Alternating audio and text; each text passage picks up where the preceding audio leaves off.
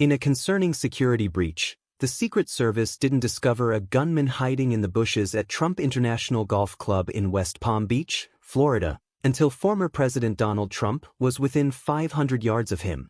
This has raised new questions about the agency's ability to protect the GOP nominee. On Monday, Acting Secret Service Director Ronald Rowe Jr. praised his agents for successfully thwarting what authorities described as the second assassination attempt on Trump in just 2 months. During a news conference, Rowe highlighted this as a textbook example of how agents quickly identified and neutralized the armed threat while Trump was playing golf with a friend. Rowe pointed out that the Secret Service has ramped up its security measures for Trump following an assassination attempt in July, where Trump was shot and wounded at a rally in Pennsylvania. These measures, which were active on Sunday, included counter-snipers, surveillance agents around the golf course, counter-assault teams, and drone support in coordination with local Palm Beach County Sheriff's deputies. Thanks to these precautions, an agent spotted a man trying to hide in the wooded area on the public side of the course and fired at the suspect, forcing him to flee. Local police later captured the gunman.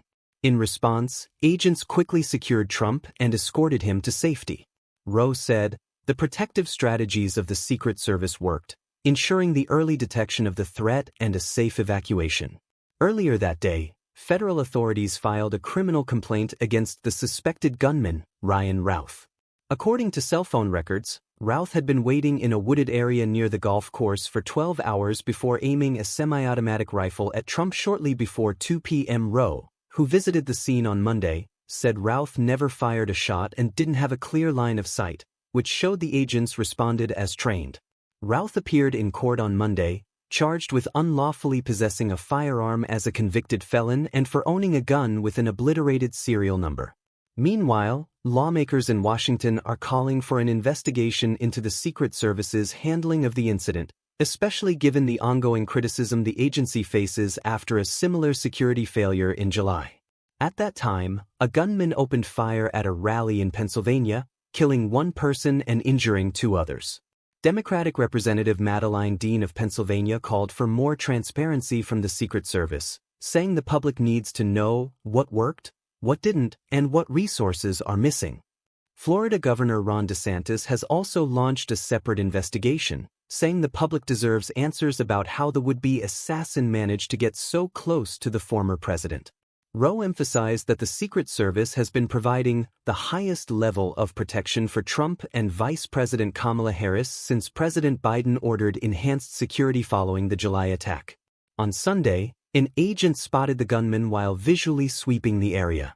He opened fire immediately, causing the suspect to flee before being apprehended.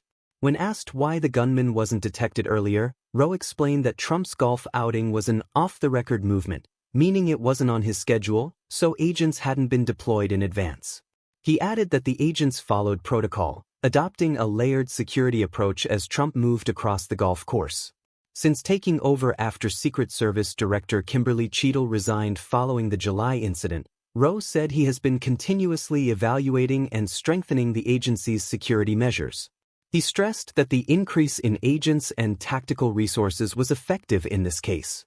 In response to the incident, President Biden urged Congress to provide the Secret Service with more funding, saying, "Thank God the president is okay, but the service needs more help, and Congress should address that."